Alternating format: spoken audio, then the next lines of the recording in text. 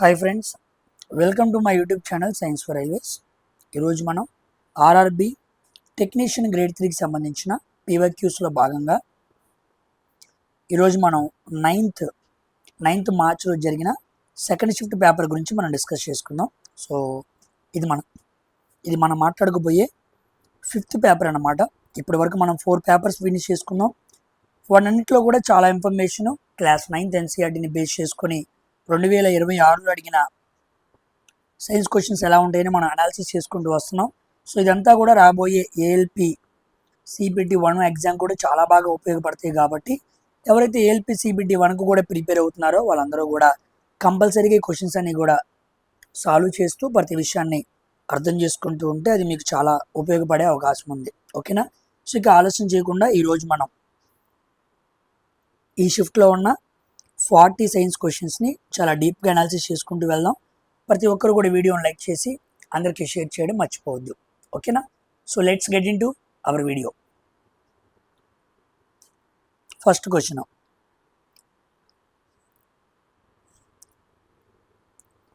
A 10 grams of calcium carbonate in a closed container, it decomposes into 5.6 grams of calcium oxide and carbon dioxide gas. What will be the mass of carbon dioxide produced అని అడిగాడు. ఒక పక్కన మనకేమిచ్చాడు, CaCO3, అది decompose అయ్యి మనకి calcium oxide plus CO2గా form అయిందనమాట. అలా అయిన తర్వాత ఇది మొత్తం 10 గ్రాములు అన్నాడు. అప్పుడు ఇది ఎంత అని చెప్పాడు, 5.6 గ్రాములు అన్నాడు. రిమైనింగ్ అంతా అన్నాడు. ఇది 5.6 అంటే 10లో నుంచి 5.6 తీస్తే ఎంత వచ్చింది, 4.4 గ్రాములు అనమాట. సో 4.4 గ్రాములు ఎక్కడ ఉంది, సి ఆప్షన్లో ఉంది. ఓకేనా? ఇదేమో రియాక్టెంట్స్, ఇదేమో ప్రొడక్ట్స్ అనమాట. రియాక్టెంట్స్ మాస్ ప్రొడక్ట్స్ మాస్ ఏమవ్వాలి, ఈక్వల్ అవ్వాలి. దీన్ని మనం ఏమంటాం, law of conservation of mass. Law of conservation of మాస్గా మనం తీసుకోవాలి. దీన్ని తీసుకొచ్చిన వ్యక్తి ఎవరు, యాంటోనీ లవోజియర్.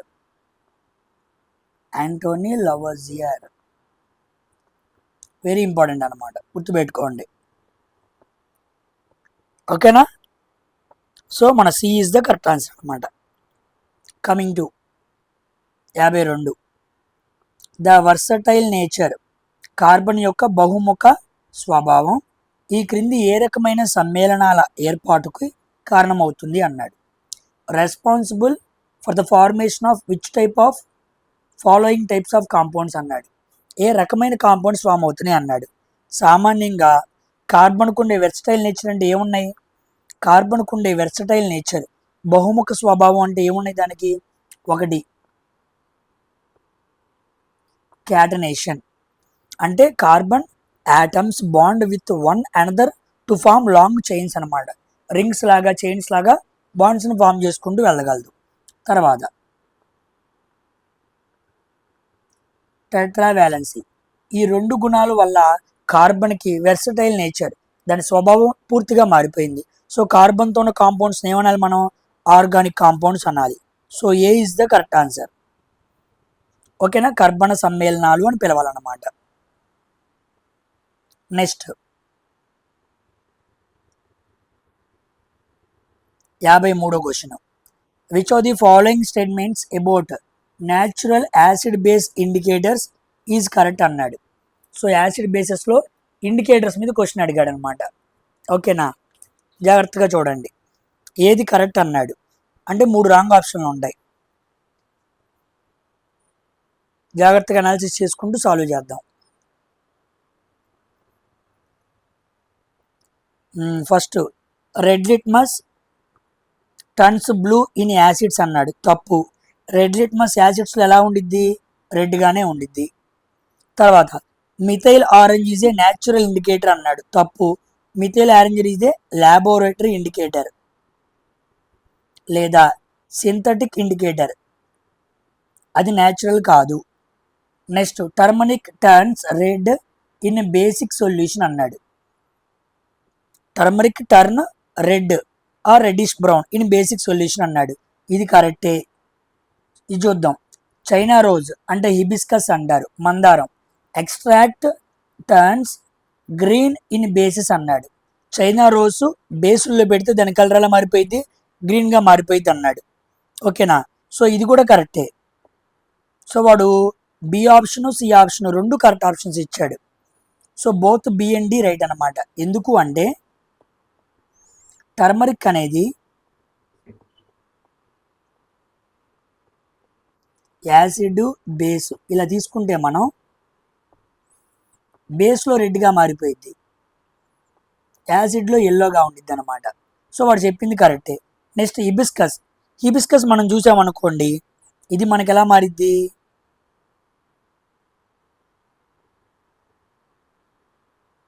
Acid base. యాసిడ్లో పెట్టామనుకోండి అది డార్క్ పింక్గా మారిపోయింది. డార్క్ పింక్ని మెజెంటా అంటారు. 2000 రూపాయల నోట్ కలర్ అనమాట. బేస్లో పెట్టామనుకోండి గ్రీన్ కలర్లో మారిపోయింది. సో వాడు బేస్ గ్రీన్ అని ఇచ్చాడుగా.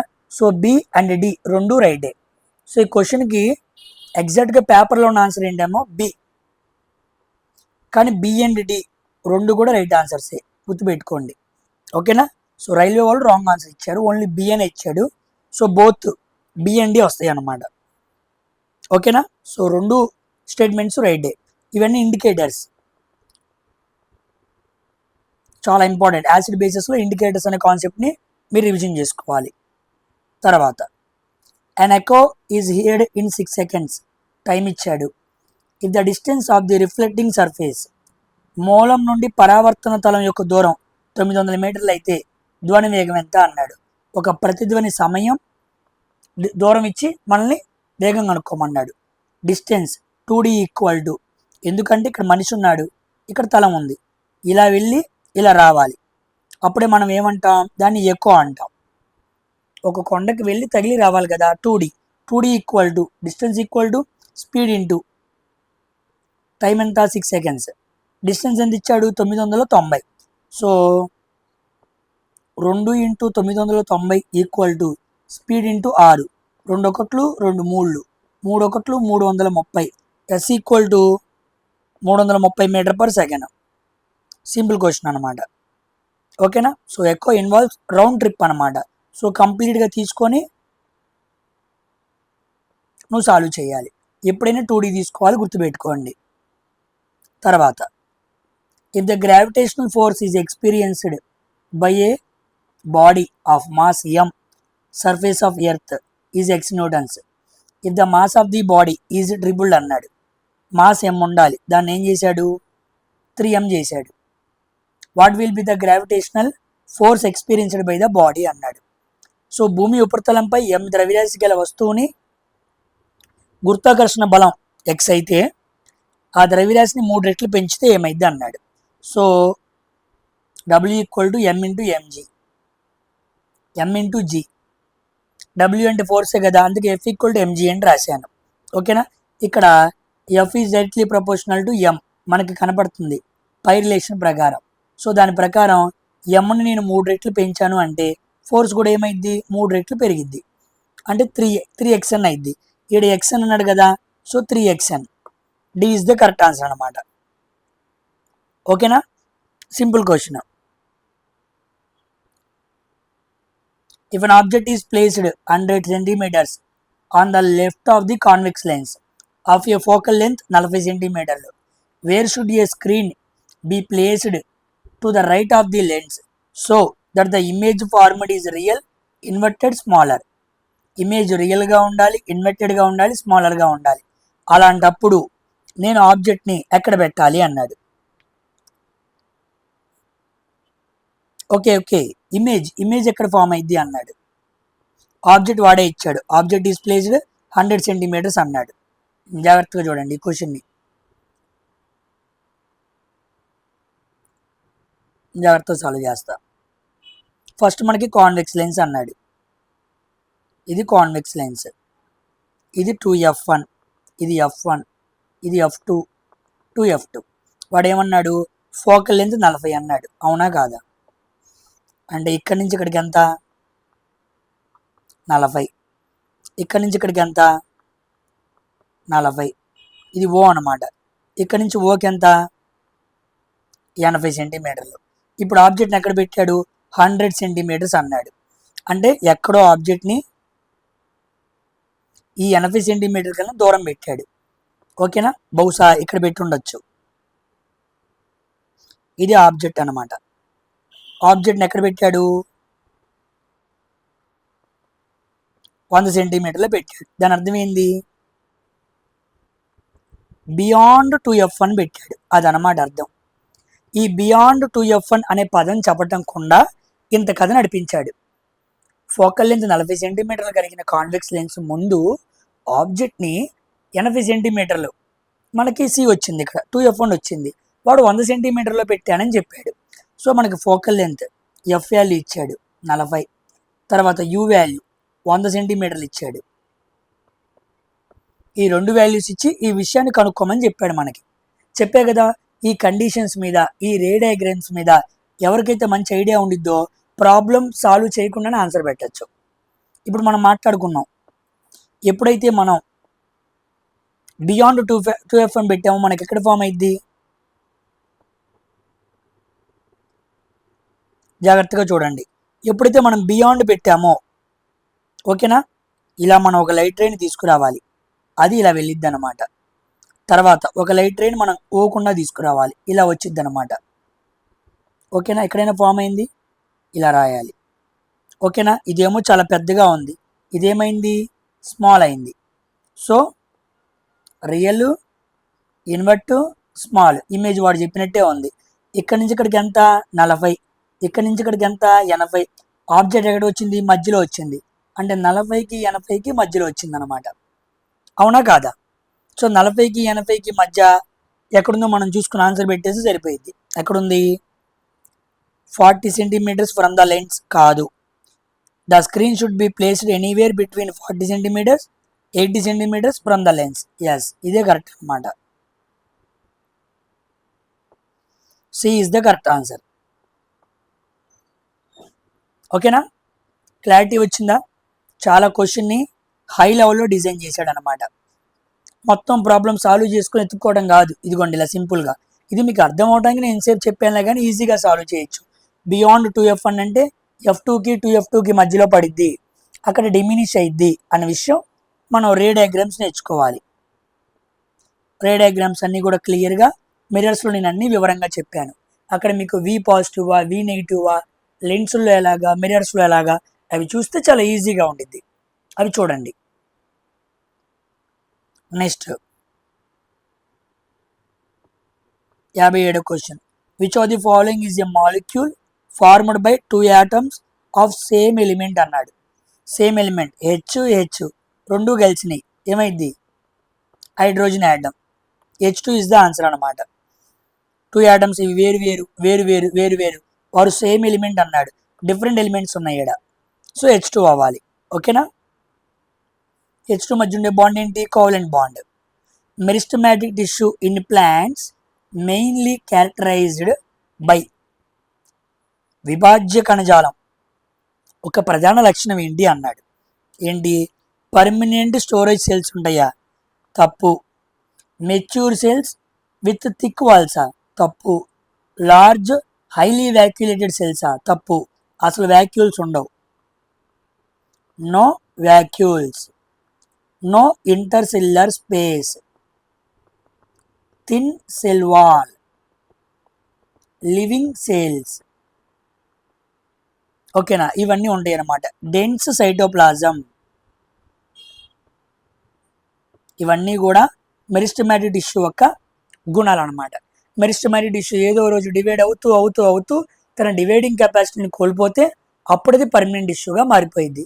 ఆ పద్ధతినే డిఫరెన్షియేషన్ అంటారు. గుర్తుపెట్టుకోండి, ఈ పదం కూడా చాలా ఇంపార్టెంట్. అంటే ఏదో రోజు మెరిస్టమాటిక్ టిష్యూ డివైడ్ అయ్యేది కాస్త పర్మనెంట్గా మారిపోయింది అనమాట. దాన్నే డిఫరెన్షియేషన్ అంటారు. ఈ పదం ఈ మధ్య కనపడుతున్న ఎగ్జామ్స్లో చాలా ఇంపార్టెంట్. సో ఆన్సర్ ఏమవ్వాలి, small actively dividing cells with thin walls. ఇదిగోండి, ఇవి కాకుండా రిమైనింగ్ అన్ని కూడా నేను ఇక్కడ చెప్పాను. ఇవన్నీ కూడా మీకు బుక్లో ఉండాలి, రివిజన్ చేసుకుంటూ ఉండాలి. ఓకేనా, గ్రోత్కి డివిజన్కి ఉపయోగపడుతూ ఉండిద్ది. డివిజన్ అంటే ఏంటి? ముఖ్యంగా గ్రోత్ అన్నమాట. తర్వాత స్టేట్మెంట్ అడిగాడు. చూసారా క్వశ్చన్ ఎలా ఉందో? హై లెవెల్ క్వశ్చన్ అనమాట. జాగ్రత్తగా సాల్వ్ చేయాలి. చూడండి, which of the following is correct అన్నాడు. ఏది కరెక్ట్?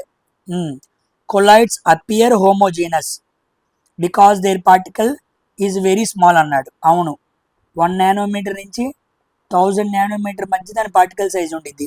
అపియర్ అనే పదం ఇంపార్టెంట్, ఇది రైటే. Next, colloids are truly homogeneous అన్నాడు. ఇది తప్పు, అవి ట్రూగా హోమోజీనస్ అన్నాడు. సామాన్యంగా కొలైడ్స్ ఆర్ హెటిరోజీనస్, కానీ వాటికి ఇంకోలా కూడా చెప్పచ్చు. ఇదిగో అపియర్ హోమోజీనస్, అవి హెటిరోజీనస్సే కానీ అపియర్ హోమోజీనస్ లాగా కనపడతాయి. ఎందుకు? పార్టికల్స్ అన్ని కలిసిపోయినాయి కాబట్టి. ఎగ్జాంపుల్కి మనం ఏం చెప్పచ్చు? కొలైడ్స్ అనగానే మీకు తెలిసిన కొలైడ్స్ ఏంటి? మిల్క్, ఫాగ్, ఓకేనా? ఇది కాకుండా స్మోకు, చీజ్ అంటే జున్ను, జెల్లీ, ఇవన్నీ ఏంటి? కొలైడ్స్ అనమాట. గుర్తుపెట్టుకోండి. Next, colloids particles scatter light అన్నాడు. కరెక్టే, దీని లోపల మనకి టిండాల్ ఎఫెక్ట్ ఉంటుంది. Milk is a collide solution. ఇదిగోండి, ఆల్రెడీ చెప్పాక మిల్క్ అని. కరెక్టే. 1, 3, 4 రైట్. వాడు అడిగింది కూడా రైటే కదా. సో ఆన్సర్ ఏడుంది? డి ఆప్షన్ అనమాట. సింపుల్ కాన్సెప్ట్ అర్థం చేసుకోవడం, ఆన్సర్ చేయడం, కన్ఫ్యూజన్ అనేది ఉండకూడదు. తర్వాత, if a velocity time graph shows a horizontal straight line object is moving అన్నాడు. ఇలా వెలాసిటీ టైమ్ గ్రాఫ్ గీసినప్పుడు హారిజాంటల్ లైన్ ఉంది, అది హారిజాంటల్ స్ట్రైట్ లైన్ గీస్తే దాని అర్థం ఏంటి అన్నాడు. దాని అర్థం ఏంటి? మనం చాలాసార్లు మాట్లాడుకున్నాం. నో వెలాసిటీ కాదు, నాన్ యూనిఫామ్ మోషన్ కాదు, జీరో డిస్ప్లేస్మెంట్ కాదు, కాన్స్టాంట్ వెలాసిటీ లేదా యాక్సలరేషన్ 0. ఇదైనా చెప్పచ్చు, ఇదైనా చెప్పచ్చు. గుర్తుపెట్టుకోండి, very very important. That is uniform motion.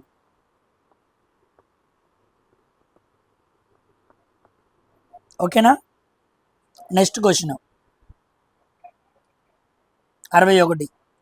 ఒక కూలీ నేల నుండి 10 కేజీల లగేజీని ఎత్తి 2.5 మీటర్ల ఎత్తులో తన తలపై పెట్టుకున్నాడు. ఆ లగేజీపై చేసిన పని ఎంత అన్నాడు. So potential energy equal to, కింద నుంచి ఒక వస్తువుని తలపైన పెట్టాం, కొంత ఎత్తులో పెట్టాం, అంటే హైట్ కానీ పొజిషన్ కానీ చేంజ్ అయింది అనుకోండి, అది పొటెన్షియల్ ఎనర్జీ. సో ఎం ఇంటూ జీ ఇంటూ హెచ్. ఎం అంటే ఎంత? 10. జీ అంటే ఎంత? 10. హెచ్ అంటే ఎంత? 2.5. ఈ పాయింట్కి ఇది పోయిద్ది 250 జౌల్స్. పైన పెడతానికి 250 జౌల్స్ ఎనర్జీ ఖర్చు అయింది అనమాట. So D is the correct answer. Next question 62. Burning of saturated hydrocarbon. Saturated hydrocarbon అంటే ఆల్కేన్. ఆల్కేన్ అంటే CnH2n+2.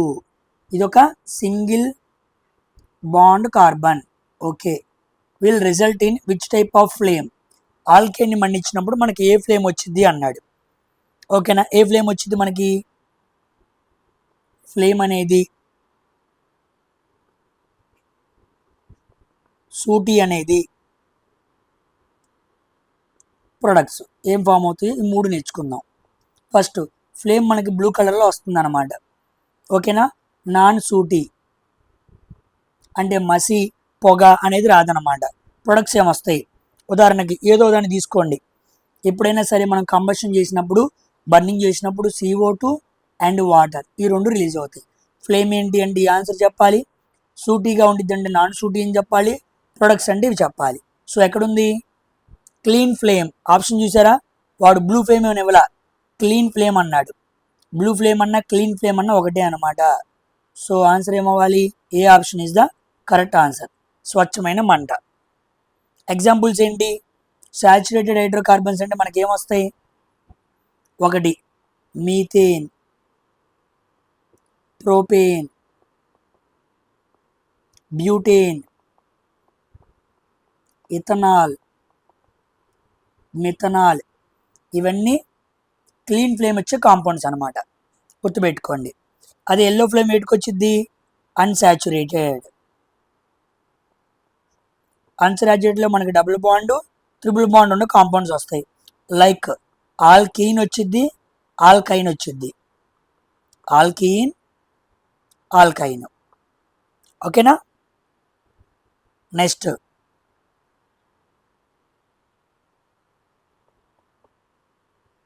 Burning of carbon to form carbon dioxide.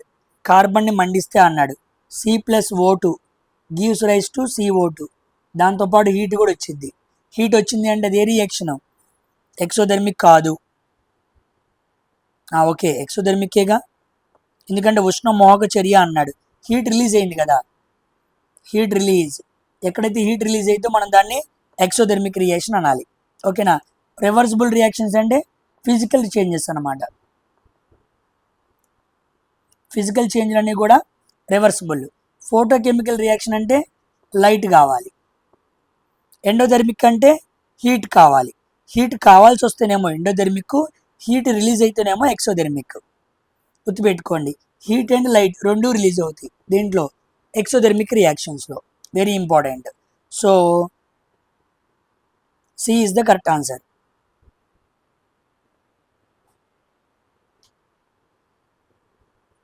64. Which structure is present in plant cells that absent in animal cells అన్నాడు. Plant సెల్స్లో ఉండి animal సెల్స్లో ఉన్నదేంటి, cell wall, కణ కవచం. మిగతా అన్నీ ఉంటాయి అన్నమాట రెండింటిలోనూ, కానీ సెల్ వాల్ ఉండదు. గుర్తుపెట్టుకోండి, వెరీ వెరీ ఇంపార్టెంట్. యానిమల్స్కి సెల్ వాల్ ఉండదు. నెక్స్ట్, ప్లాంట్లో ఉండే సెల్ వాల్ దేంతో నిర్మాణం అయింది, సెల్యులోజ్. మరి ఫంగైలో ఉండే సెల్ వాల్ దేంతో నిర్మాణం అయింది, కైటిన్. మరి బ్యాక్టీరియాలో ఉండే సెల్ వాల్ దేంతో నిర్మాణం అయింది, పెప్టిడో గ్లైకాన్. ఇవి అడుగుతాడు. సో నీకు ప్లాంట్లో సెల్ వాల్ ఉంది, ఫంగైలో సెల్ వాల్ ఉంది, బ్యాక్టీరియాలో సెల్ వాల్ ఉంది. సెల్ వాల్ ఉంది అంటే అవి పలానా పదార్థంతో ఫామ్ అయి ఉండాలి. కాబట్టి ఇక్కడ సెల్యులోజు, ఇక్కడ కైటిన్, ఇక్కడ బ్యాక్టీరియా, ఇక్కడ పెప్టిడోగ్లైకాన్ అన్నమాట. గుర్తుపెట్టుకోండి, ఇవి అడిగే అవకాశం ఉంది. Next 65 question. If producers increase in number, the herbivores decrease in number, what is the likely sudden consequence in the food chain? ఉత్పత్తిదారుల సంఖ్య పెరిగి శాకాహారుల సంఖ్య తగ్గితే ఆహారపు గొలుసులో ఆకస్మికంగా జరిగే పరిమాణం ఏంటి అన్నాడు.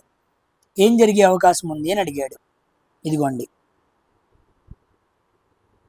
ఇది ప్రొడ్యూసర్స్ అంటే ప్లాంట్స్ అన్నమాట. ప్లాంట్స్ బాగా పెరిగిపోయినాయి, వాటిని తినేది ఎవరు, హెర్బివోర్స్, శాకాహారులు. ఇవి బాగా తగ్గిపోయినాయి అనుకోండి, శాకాహారులు లేవనుకోండి, వాటిపైన ఎవరున్నారు, కార్నివోర్స్ ఉన్నాయి. సో హెర్బివోర్స్ ఎప్పుడైతే తగ్గిపోతాయో, అవి లేకపోవటం వల్ల కార్నివోర్స్ అనేవి ఏమవుతాయి, ఆకస్మికంగా వాటి సంఖ్య కూడా ఏమైద్ది, తగ్గిపోయిద్ది. బికాస్ నో ఫుడ్ కదా.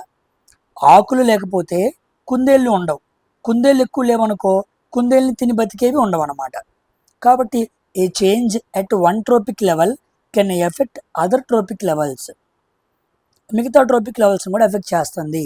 So carnivore population will decrease due to less food. మాంసాహారుల ఆకారం తగ్గటం వల్ల జనాభా ఏమవుతుంది, క్షీణిస్తుంది అన్నమాట. Next question 66. A concave lens forms virtual image when the object is placed అన్నాడు. సామాన్యంగా కాన్కేవ్ లెన్స్లో ఎప్పుడు కూడా మనకి రెండు కండిషన్స్ ఉంటాయి.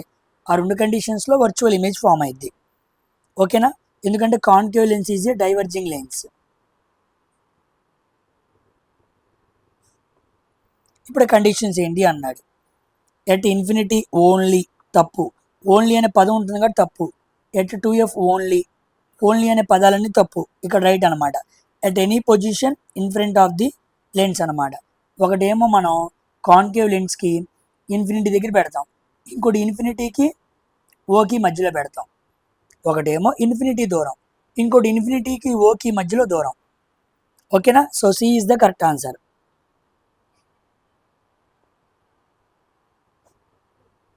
Next question 67.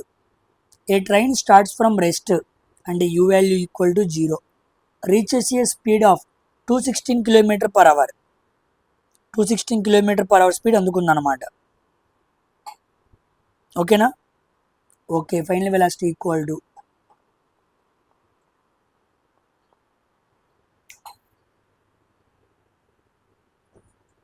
in 10 minutes, time equal to 10 minutes.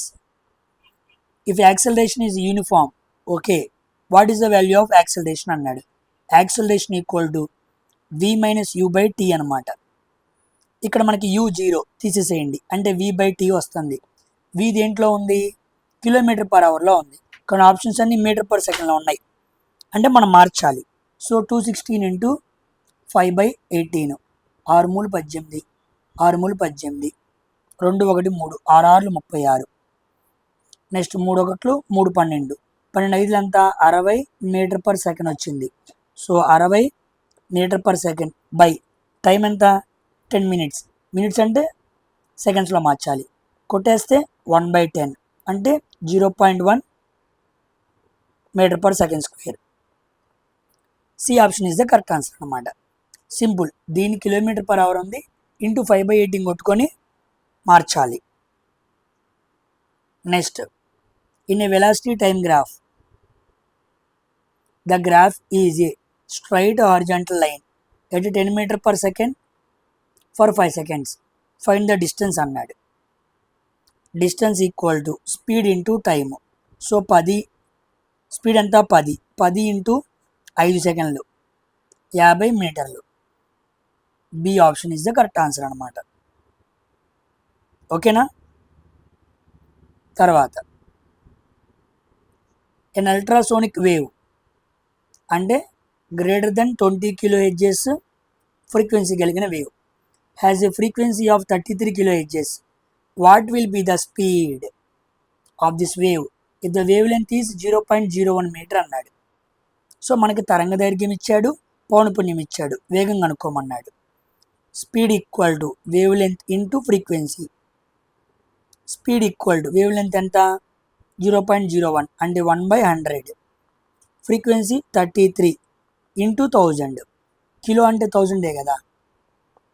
So 2 సున్నాలు 2 సున్నాలు, so 330 m/s equal to speed అన్నమాట. ఎక్కడుంది? C option is the correct answer.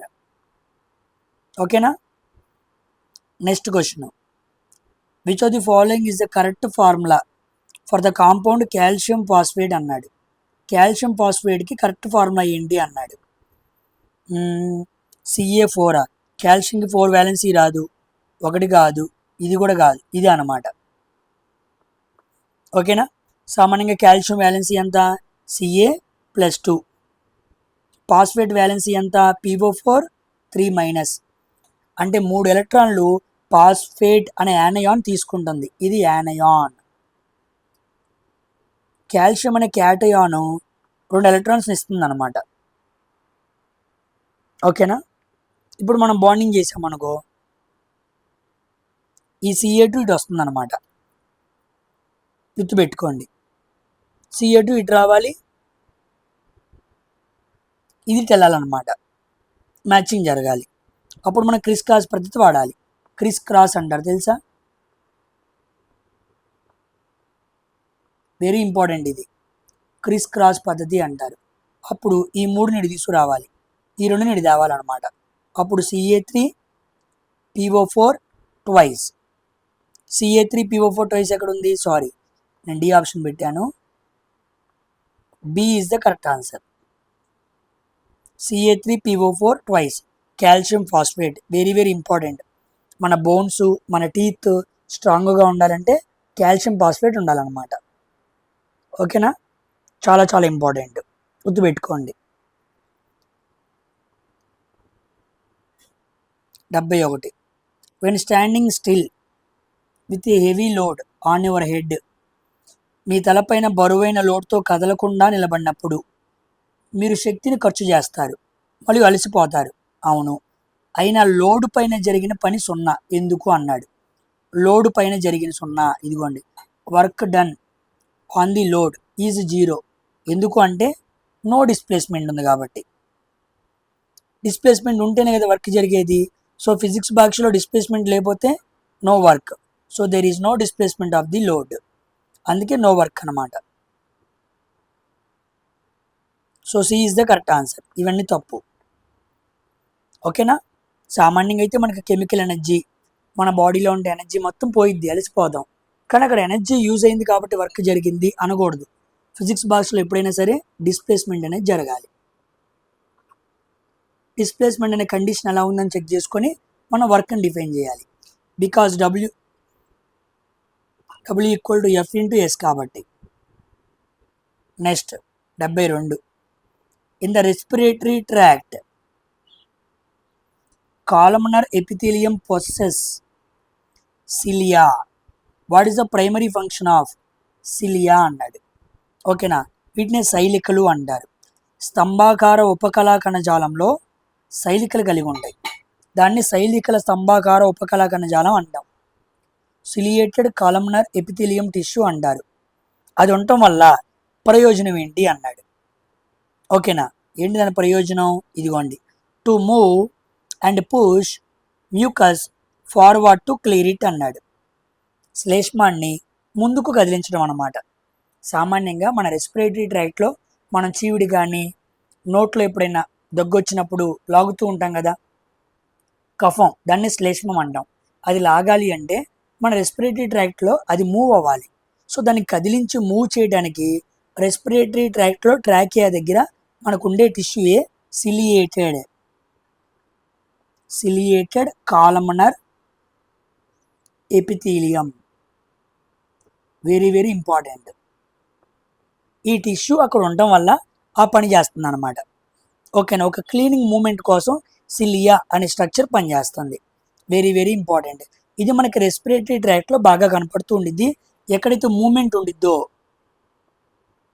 ఎక్కడైతే పదార్థాన్ని జరపాలో అక్కడ ఉండిద్ది అనమాట. కేవలం రెస్పిరేటరీ ట్రాక్ట్ మాత్రమే కాదు, ఇది ఇంకో చోట కూడా ఉండిద్ది, గుర్తుపెట్టుకోండి. పోయినసారి ఎగ్జామ్లో అడిగాడు ఇది గ్రూప్ డిలో. ఒకటి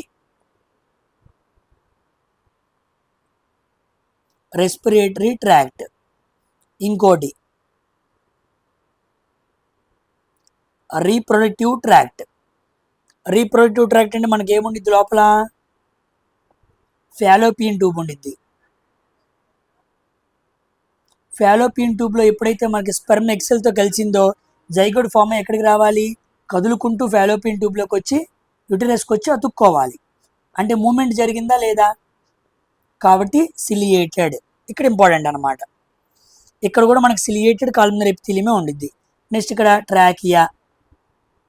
ట్రాకియాలో కదలాలి, తర్వాత బ్రాంకైలో కదలాలి, తర్వాత బ్రాంకియోల్స్. సో రెస్పిరేటరీ ట్రాక్ట్లో ట్రాకియా, బ్రాంకియోల్స్, ఫాలోపియన్ ట్యూబ్, ఈ అన్ని చోట్ల ఉండే టిష్యూనే మనం సిలియేటెడ్ కాలమనర్ ఎపిథీలియం అని పిలవాలి. Very very very important. గుర్తుపెట్టుకోండి. ముందు రోజుల్లో క్వశ్చన్స్ చాలా పడతాయి. లాస్ట్ టైం గ్రూప్ డిలో పడ్డాయి, ఏఎల్పి ఎగ్జామ్స్లో రావచ్చు. 73. What is the main purpose of balanced nutrient management అన్నాడు. సమతుల్య పోషక నిర్వహణ అంటే దాని ఉద్దేశం ఏంటి అన్నాడు. ఎలిమినేట్ వాటర్ని ఎలిమినేట్ చేస్తే అట్ట, ప్రమోట్ వీడ్ గ్రోత్, కలుపుని పెంచితే అట్ట, మ్యాక్సిమైజ్ పెట్సైడా? కాదు, ఇదే కరెక్ట్ అనమాట. To optimise soil fertility, crop yield, నేల సారాన్ని, పంట దిగుబడిని సాధ్యమైనంత వరకు సమర్థవంతంగా వాడుకోవటాన్ని బ్యాలెన్స్డ్ న్యూట్రియంట్ అని పిలుస్తారు. Next, which of the following is a function of Golgi operators అన్నాడు. సో గాల్గి ఆపరేటర్స్ యొక్క వర్క్ ఏంటి అన్నాడు. ఫోటోసింథసిస్ కాదు, అది మనకి ఎక్కడ జరిగిద్ది? ప్లాస్టిడ్స్లో జరిగిద్ది. ఏటీపీ ప్రొడక్షన్ కాదు, అది మనకి మైటోకాండ్రియాలో జరిగిద్ది. ప్రోటీన్ సింథసిస్ కాదు, అది మనకి రైబోజోమ్స్లో జరిగిద్ది. సో ఇదనమాట packaging and secretion of materials. అందుకే గ్యాల్వీ ఆపరేటర్స్ ఏమన్నారు, ప్యాకేజింగ్ చేస్తుంది కాబట్టి పోస్ట్ ఆఫీస్ అన్నారు. Post office of the cell very very important. ఇంకో పాయింట్ కూడా ఉంది ఇంపార్టెంట్, ఇది లైసోజోమ్స్ ఫార్మేషన్ జరగాలి అంటే గాల్గి ఆపరేటర్స్ కావాలి. లైసోజోమ్స్ ఫార్మేషన్ జరగాలంటే గాల్గి ఆపరేటర్స్ కావాలి. గాల్గి ఆపరేటర్స్ లేకపోతే లైసోజోమ్స్ ఫార్మేషన్ జరగదు. వెరీ వెరీ ఇంపార్టెంట్, గుర్తుపెట్టుకోండి. ఓకేనా. ఇక్కడ ప్రోటీన్స్ని, లిపిడ్స్ని, హార్మోన్స్ని అన్నిటినీ ప్యాకేజింగ్ చేసి సెక్రేషన్ చేసి పెట్టిద్ది అనమాట. ఈ మొత్తాన్ని ట్రాన్స్పోర్ట్ చేసేది ఎవరు, ఎండోప్లాస్టిక్ రెటిక్యులం. కాబట్టి ఇది పోస్ట్ ఆఫీస్ అనుకోండి. ఎండోప్లాస్టిక్ రెటిక్యులం అనేది పోస్ట్ ఆఫీస్ దగ్గర ఉండే వ్యాన్, లారీ లాంటివి అనమాట. Next 75, which component of phloem is responsible for the transport of food in plants అన్నాడు. ఫుడ్ గురించి మాట్లాడాడు అనుకోండి, అది ఫ్లోయం. ఫ్లోయంలో కూడా ముఖ్యంగా ఏ భాగం అని అడిగాడు. ఓకేనా, ఏ భాగం, ఫ్లోయం ప్యారెంకైమా కాదు, ఇది స్టోర్ చేసుకోవడానికి. అవును, ఇది ఏం స్టోర్ చేసుకునిద్ది, రెజిన్, టానిన్స్, లేటెక్స్ అనే ప్లాంట్ పదార్థాలను స్టోర్ చేసుకునిద్ది. ఓకేనా, ఇది లివింగ్ సెల్ అనమాట. నెక్స్ట్ కంపానియన్ సెల్స్, ఇదేం చేసిద్ది, ఇది సీవ్ టెప్స్కి హెల్ప్ చేసిద్ది అనమాట. టు హెల్ప్ టు సీవ్ ట్యూబ్స్కి హెల్ప్ చేసిద్ది. ఫ్లోయం ఫైబర్స్ అనేది ఏంటి, ఇది డెడ్ సెల్ అనమాట. ఇది లివింగ్ సెల్లే. అంటే ఫ్లోయంలో మనకు 4 రకాలు ఉన్నాయి. 4 రకాల్లో ఇది లివింగ్. ఫ్లోయంలో కేవలం డెడ్ మాత్రం ఏంటి, ఫ్లోయం ఫైబర్స్. సో ఆన్సర్ ఏమవ్వాలి, సీవ్ ట్యూబ్స్ అనమాట. So sieve tubes is the answer. So ఫుడ్ని ముఖ్యంగా షుగర్స్ని ట్రాన్స్పోర్ట్ చేసేది ఏంటంటే చాలని నాళాలు, సీవ్ ట్యూబ్స్. వాడికి హెల్ప్ చేసేది ఎవరు, కంపానియన్ సెల్స్. కంపానియన్ అంటే సహాయం, సాటి అయిన సహాయం. ఓకేనా, అందుకే భార్యని కూడా కంపానియన్ అని పిలుస్తారనమాట. భర్తకి సహాయం చేయడానికి భార్యని పెళ్లి చేసుకోవాలి.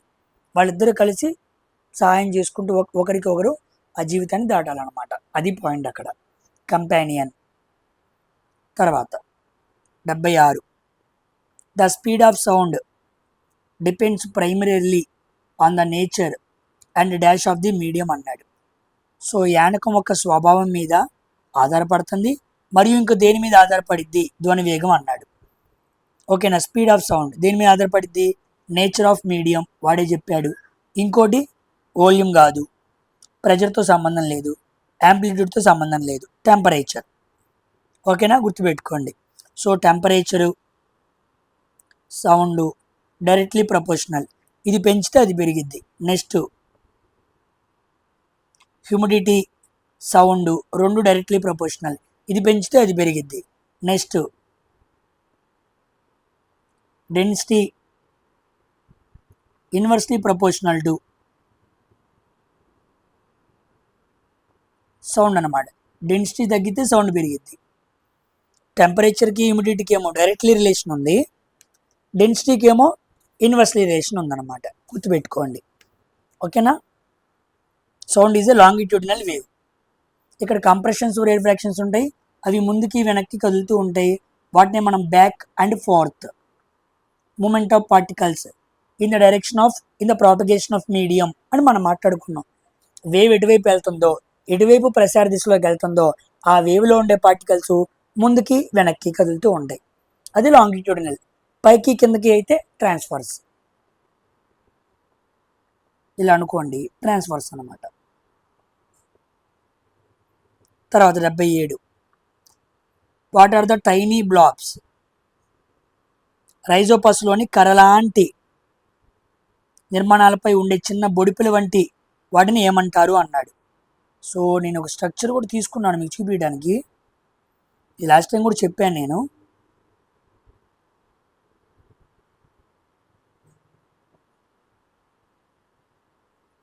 ఇదిగోండి, ఓకేనా, ఇది రైజోపస్ అనమాట. రైజోపస్ అనేది ఒక ఫంగై బ్రెడ్ మోల్డ్ అంటారు దాన్ని.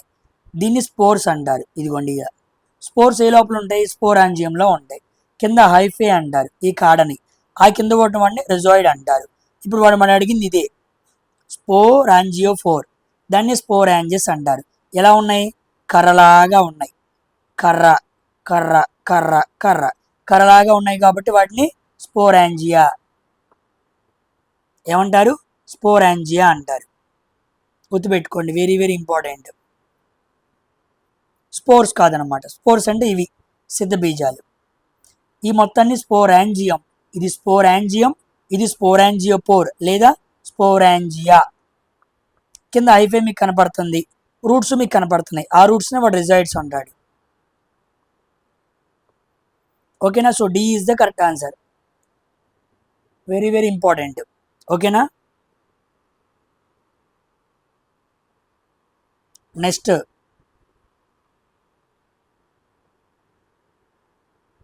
78వ question. The formation of micelles in a soap solution occurs అన్నాడు. సోప్ మాలిక్యూల్ని ఏమంటారు, మిసెల్లీ అంటాం. సోప్ని వాటర్తో కలిపినప్పుడు మిసెల్లీ ఫామ్ అయింది. అది ఫామ్ అవడం గల కారణం ఏంటి అన్నాడు. కారణం ఏంటి, ఇదిగోండి ఇక్కడ ఉందిగా, hydrophobic and hydrophilic interactions in water. ఈ రెండు ఇంటరాక్షన్స్ జరుగుతూ ఉంటాయి. నీటిలో జల వికర్షణ, జల సకర్షణ, జల ఆకర్షణ, పరస్పర చర్యలు జరుగుతూ ఉంటాయి మిసెల్లీ ఫామ్ అవడం వల్ల. ఓకేనా. హైడ్రోఫిలిక్ అన్నాడు అనుకోండి, ఇది వాటర్కి అట్రాక్ట్ అయింది. ఓకేనా. హైడ్రోఫోబిక్ అన్నాడు అనుకోండి, ఇది ఆయిల్కి లేదా డట్కి అనగా మట్టికి అట్రాక్ట్ అయింది అనమాట. అలా రెండు పరస్పర చర్యలు జరిగి మట్టి వాటర్ ఆ బట్ట నుండి మట్టిని వేరు చేయడానికి సోప్ సొల్యూషన్ మనకు ఉపయోగపడుతుంది. దాన్నే మిసెల్లీ అంటాం. ఓకేనా. ఇక్కడ మనకి హెడ్ ఉండిద్ది, టైల్ ఉండిద్ది. ఓకేనా. హెడ్ని మనం హైడ్రోఫిలిక్ అనాలి, టైల్ని మనం హైడ్రోఫోబిక్ అనాలి. గుర్తుపెట్టుకోండి, వెరీ వెరీ ఇంపార్టెంట్. తర్వాత 79. Which of the following is the correct relation between the object distance u and image distance v and focal length f అన్నాడు. ఓహే, కాన్వెక్స్ లెన్స్ అన్నాడు. సింపులేగా కాన్వెక్స్ లెన్స్. లెన్స్ ఫార్ములా ఏంటి, 1/f = 1/v - 1/u. సింపులే. First option ఇదిగోండి, ఇవన్నీ కాదనమాట. తర్వాత which of this is an example of solid solution అన్నాడు. So solid solution అంటే మనకి కొలాయిడ్స్ గురించి మాట్లాడుతున్నాడు. జాగ్రత్తగా చూడండి, కొలాయిడ్స్. ఓకేనా. చీజ్ సాలిడ్ సొల్యూషన్ కాదు, స్మోక్ కాదు, జెల్లీ కాదు, కలర్డ్ జమ్ అన్నమాట. సామాన్యంగా కొలాయిడ్స్లో మనకి dispersion phase in dispersion medium, ఇది చాలా స్మాల్గా ఉండిద్ది, ఇది చాలా లార్జ్గా ఉండిద్ది అనమాట. డిస్పర్షన్ ఫేజ్ వెళ్ళిపోయి డిస్పర్షన్ మీడియంలో కలవటాన్ని మనం ఏమంటాం, కొలాయిడ్స్ అంటాం. లైక్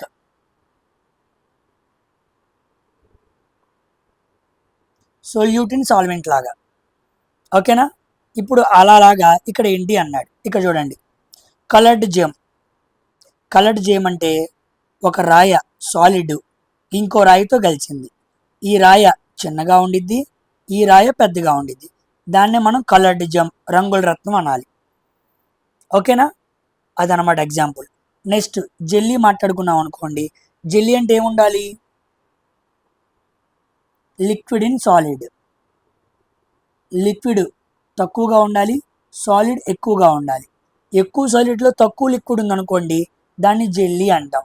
జెల్లీకి ఎగ్జాంపుల్ ఏంటి, చీజ్ అనమాట. చీజ్ కూడా ఏంటి, లిక్విడ్ ఇన్ సాలిడ్.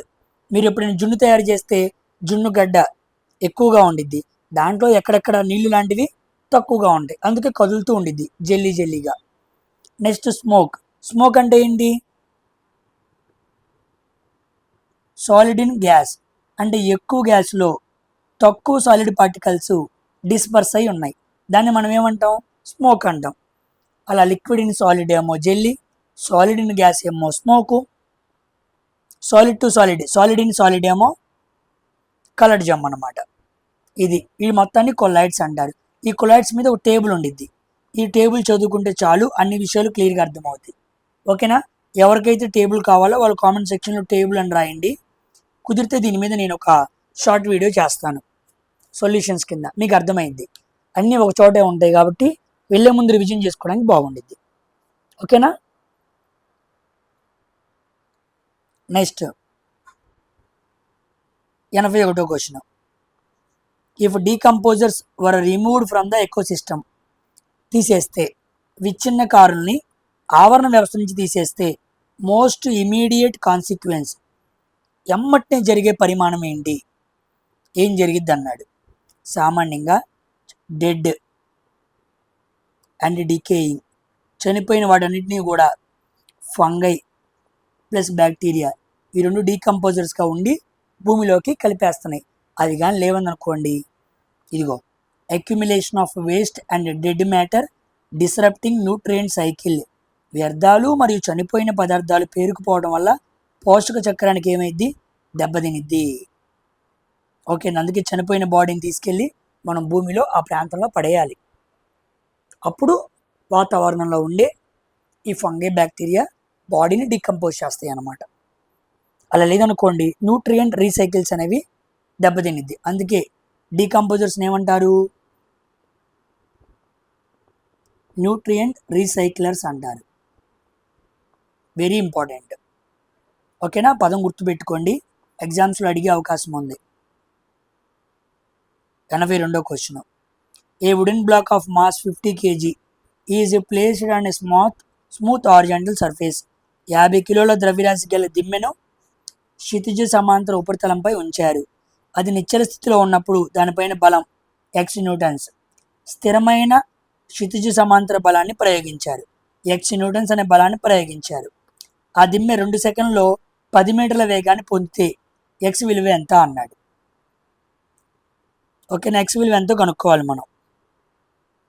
ఎక్స్ అంటే ఫోర్సే కదా, ముందు మనం యాక్సలరేషన్ కనుక్కుందాం. Acceleration equal to v minus u by t. నీకు యూ ఇవ్వలేదు, అప్పుడు v బై టీ. v ఎంత, 10 మీటర్లు పర్ సెకండ్. టైం ఎంత, 2. ఎంత వచ్చింది, 5 metre per second square. Force equal to mass into acceleration. Mass అంతా 50 kg, యాక్సలరేషన్ అంతా 5, 250 న్యూటన్స్ బలం అప్లై చేస్తే క్షితిజ సమాంతర ఉపరితలంపై ఆ వస్తువు కదిలిద్ది. D is the correct answer. Blood pressure is recorded as 2 values. 2 values ఉంటాయి అన్నమాట. ఓకేనా? లెఫ్ట్ ఆర్కల్కి లెఫ్ట్ వెంట్రికల్ మధ్యలో ఒకటి ఉండిద్ది, రైట్ ఆర్కల్కి రైట్ వెంట్రికల్ మధ్యలో ఒకటి ఉండిద్ది. వెన్ ద హార్ట్ కాంట్రాక్ట్ అయినప్పుడు మనం దాన్ని ఏమని అనాలి, సిస్టోల్ అనాలి.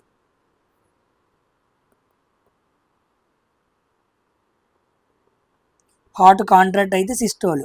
అదే హార్ట్ రిలాక్స్ అయింది అనుకోండి డయాస్టోల్. సో బీపీని ఇలాగే మనం కొలుస్తాం 120/80. 120 అంటే సిస్టోలు, 80 అంటే డయాస్టోలు. ఓకేనా? సిస్టోల్ జరిగినప్పుడు హార్ట్ ఏమైద్ది, కాంట్రాక్ట్ అయింది. అప్పుడు ప్రెషర్ ఏమైద్ది, రాస్తున్నా చూసుకోండి ఇక్కడ, హార్ట్ కాంట్రాక్ట్, అప్పుడు హై ప్రెషర్ పెరిగిద్ది, అందుకే 120 హై ప్రెషర్ అనమాట. నెక్స్ట్ డయాస్టోల్ అంటే హార్ట్ రిలాక్స్ అంటే లో ప్రెషర్ 80 అనమాట. ఇక్కడ బ్లడ్ ఏమైద్ది, పంప్ అవుతుంది. ఇక్కడ బ్లడ్ మళ్ళీ హార్ట్లోకి రిసీవ్ అవుతుంది. అది దీంట్లో ఏదైనా అడగచ్చు ఈ ఆర్డర్లో. సిస్టోల్ అన్నా, హార్ట్ కాంట్రాక్ట్ అయిందన్నా, అక్కడ హై ప్రెషర్ ఉందన్నా, ఆ 120 వాల్యూ అన్నా, బ్లడ్ పంప్ అయితే హార్ట్ అప్పుడే బ్లడ్ని పంప్ చేసిదని చెప్పిన ఈ 5 పాయింట్లు కరెక్టే. ఒక్క విషయం దగ్గర ఆ లింక్ అంతా నువ్వు గుర్తుపెట్టుకోగలగాలి, అప్పుడే నీకు గుర్తుండిద్ది. సో ఫస్ట్ సిస్టోలు, తర్వాత diastolic. A is the correct answer. ఓకేనా? 2 వాల్స్ ఉంటాయి అన్నమాట హార్ట్లో, లెఫ్ట్ ఆరికల్లు లెఫ్ట్ వెంట్రికల్లు, రైట్ ఆరికల్లు రైట్ వెంట్రికల్లు. ఇక్కడ ఉండేదాన్ని ఒక వాల్వ్ అంటారు, ఇక్కడ ఉండేదాన్ని ఒక వాల్వ్ అంటారు. అఫ్ కోర్స్ ఇంకో 2 వాల్వ్స్ ఉంటాయి, మొత్తంగా మనకి 4 వాల్వ్స్ ఉంటాయి అన్నమాట. కానీ గదుల దగ్గర మాట్లాడుతున్నాడు కాబట్టి దీన్ని ట్రైకోస్పిడ్ వాల్వ్ అంటారు, దీన్ని బైకోస్పిడ్ వాల్వ్ అంటారు, లేదా మిట్రల్ వాల్వ్ అంటారు. ఓకేనా. తర్వాత 84 క్వశ్చన్, జాగ్రత్తగా చూడండి. స్టేట్మెంట్ అడిగాడు. A woman has a normal ovulation and fertilisation but the zygote is expelled without attaching to the uterine wall because of implantation failed అన్నాడు. ఒక స్త్రీకి సాధారణ అతోజం మరియు ఫలదీకరణం జరిగాయి, కానీ పిండ ప్రతిస్థాపన ఇంప్లాంటేషన్ విఫలమైంది. కరెక్టే. ఓకేనా. నార్మల్ ఓవ్యులేషన్ అండ్ ఫెర్టిలైజేషన్ జరిగిన తర్వాత జైగోట్ వెళ్ళిపోయి గర్భాశయ గోడలకి అతుక్కోవాలి, అతుక్కోలేదనుకోండి ఇంప్లాంటేషన్ ఫెయిల్ అయింది. కరెక్టే. ఇప్పుడు బి చూద్దాం.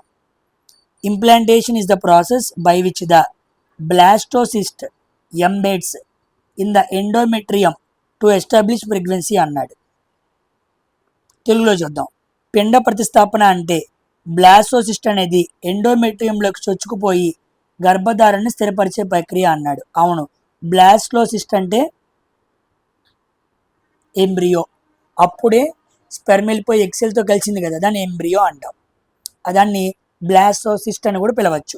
అది ఎంబెడ్, అతుక్కోవాలి దేనికి, గర్భాశయ గోడలో అవుటర్ లేయర్కి, దాన్నే మనం ఎండోమెట్రియం అంటాం. ఆ ఎండోమెట్రియం పల్చగా ఉందనుకోండి అతుక్కోదు, అతుక్కోలేదనుకోండి ఇంప్లాంటేషన్ జరగదు. సో ఇది రైటే. So both A and R true. R is the correct explanation to A, D is the correct answer అనమాట. ఓకేనా, very very important.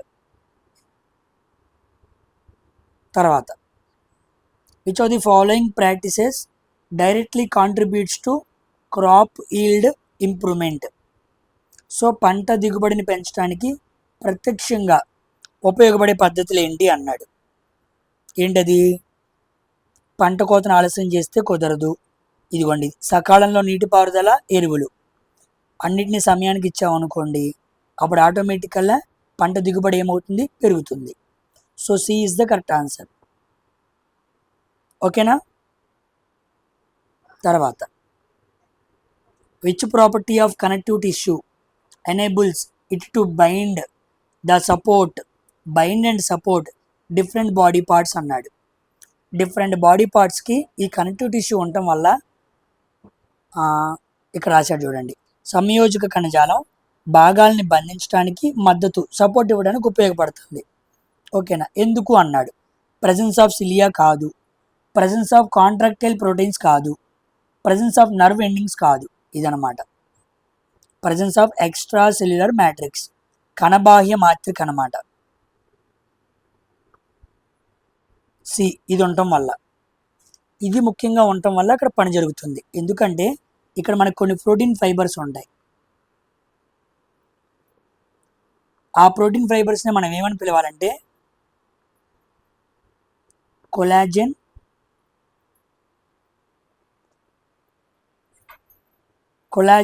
And elastin. Collagen and elastin ఈ రెండు కూడా ప్రోటీన్ ఫైబర్స్ అన్నమాట.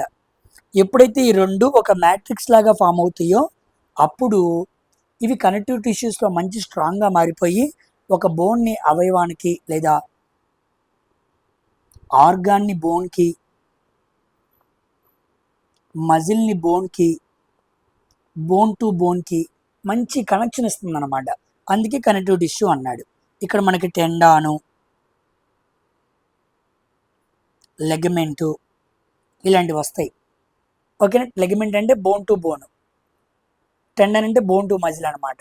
సో బోన్కి ఆర్గాన్కి, బోన్కి మజిల్కి, మజిల్ టు ఆర్గాన్కి మధ్య connections form అవ్వాలనుకోండి అవి చాలా స్ట్రాంగ్గా ఉండాలి, మంచి బైండ్ అయ్యి ఉండాలి, గట్టిగా పట్టుకొని ఉండాలి.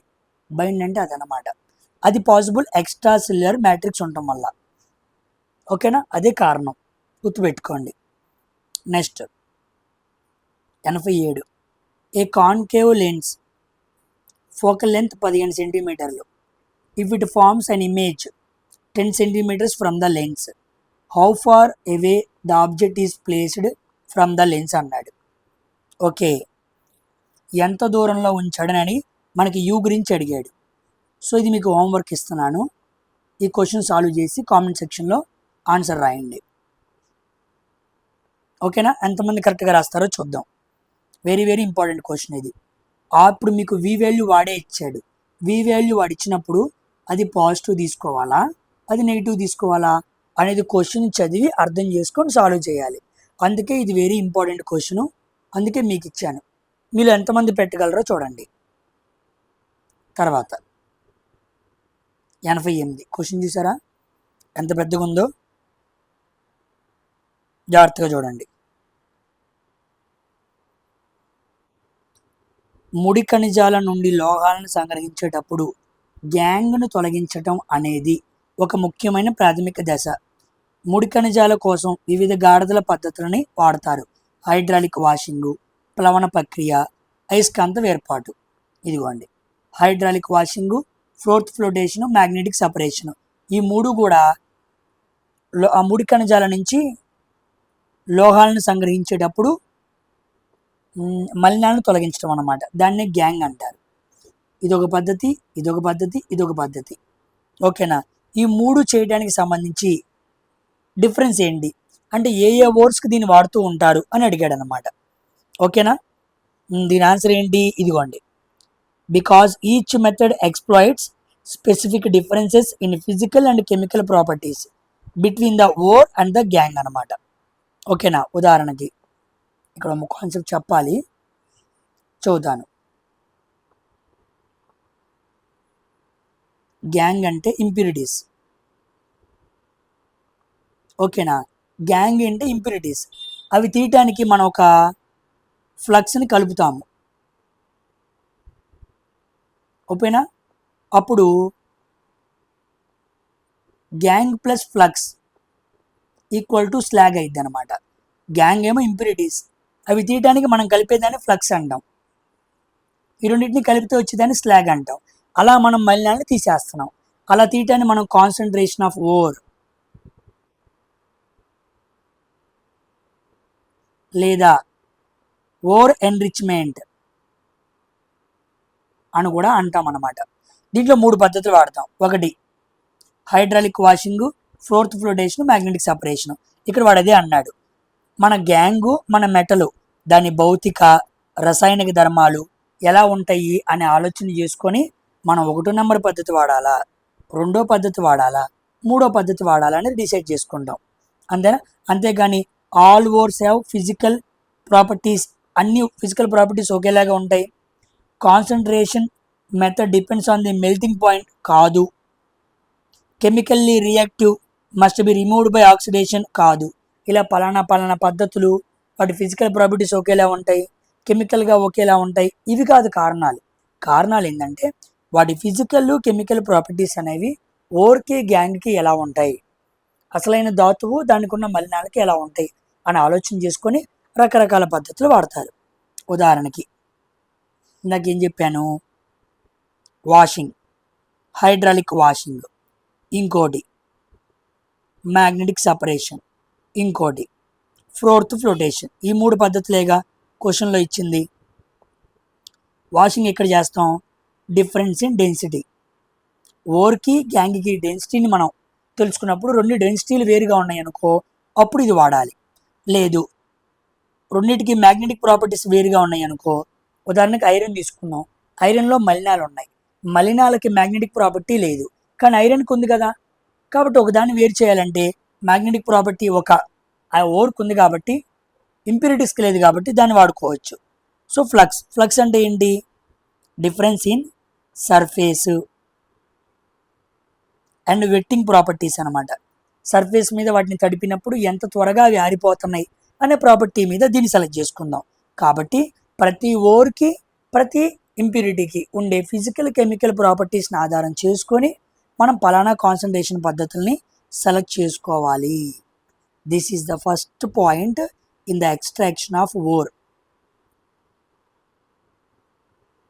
Very very important. Next question, the ratio of unit mass of molecule of nitrogen and oxygen molecule అన్నాడు. యూనిట్ మాస్ అన్నాడు, నైట్రోజను ఆక్సిజన్. నైట్రోజన్ అంటే 7, 7 రోజులు 14. యూనిట్ మాస్ అడిగాడు అంతే కదా. Next oxygen 8. ఇలా ఇలా ఇలా చేస్తే సింపుల్గా ఉంటుంది, మీకు అర్థమైంది. నైట్రోజన్ వెయిట్ ఎంత? 14. ఆక్సిజన్ వెయిట్ ఎంత? 16. సో 14 × 2 = 16 × 2 కొట్టేస్తే 7:8. ఇదన్నమాట, సింపుల్. ఓకేనా? Unit mass very very important. Next final question, what is the advantage of using olfactory indicators? Olfactory అంటే స్మెల్కి సంబంధించినవి. మనకి యాసిడ్ అండ్ బేసెస్లో స్మెల్కి సంబంధించినవి 3 ఉన్నాయి. ఒకటి క్లవ్, ఇంకోటి ఆనియన్, ఇంకోటి వెనీలా. ఈ 3 కూడా ఏంటి? ఓలోఫాక్టరీ. ఈ 3 స్మెల్స్ యాసిడ్లో నో చేంజ్, బేస్లో అయితే చేంజ్. ఓకేనా? యాసిడ్లో మారదు, బేస్లో మారుతాయి అన్నమాట. కాబట్టి ఇవన్నీ కూడా స్మెల్ ద్వారా యాసిడ్ బేస్ అని చెప్పచ్చు. So they are useful for visually impaired individuals. ఎవరికైతే దృష్టిలోపం ఉండిద్దో అలాంటి వాళ్ళు చూడలేరు కదా. చూసి ఒక మిథైల్ ఇండికేటరో, ఒక టర్మరిక్కో, ఒక మందార పువ్వో చూసి అది యాసిడ్లో పెడితే ఇలాగా, బేస్లో పెడితే ఇలాగా మారుతుందని చెప్పచ్చు. కానీ దృష్టిలోపం గుడ్డి వాళ్ళకి తెలియదు కదా, వాళ్ళు స్మెల్ని బట్టి యాసిడ్ బేస్ అని చెప్పచ్చు. అందుకే వాళ్ళకి అవి ఉపయోగపడతాయి అన్నమాట. ఓకేనా? ఇది. సో దీంతో మనకి 9th మార్చ్ మాట్లాడుకున్న సెకండ్ షిఫ్ట్ పేపర్ కూడా ఫినిష్ అయింది. సో కంప్లీట్గా ఉన్న 40 క్వశ్చన్స్ మనం మాట్లాడుకున్నాం. ఒక క్వశ్చన్ హోంవర్క్ ఇచ్చాను, అది చాలా ఇంపార్టెంట్ ప్రాబ్లం. దాని ఆన్సర్ సాల్వ్ చేసి కామెంట్ సెక్షన్లో పెడతాం, మర్చిపోవద్దు. ఓకేనా? నెక్స్ట్ మనం ఇది 5th పేపర్ అంతేగా. నెక్స్ట్ మనం 6th పేపర్ మాట్లాడుకోవాలి. ఇదే రోజు జరిగిన 3rd షిఫ్ట్ పేపర్ మాట్లాడుకుందాం. సో అందరూ కూడా వీడియోని లైక్ చేసి షేర్ చేయడం మర్చిపోవద్దు. రాబోయే ఏఎల్పి ఎగ్జామ్స్కి ఇవి బాగా ఉపయోగపడతాయి, అది గుర్తుపెట్టుకొని చదువుకోండి. ఓకేనా? బాయ్.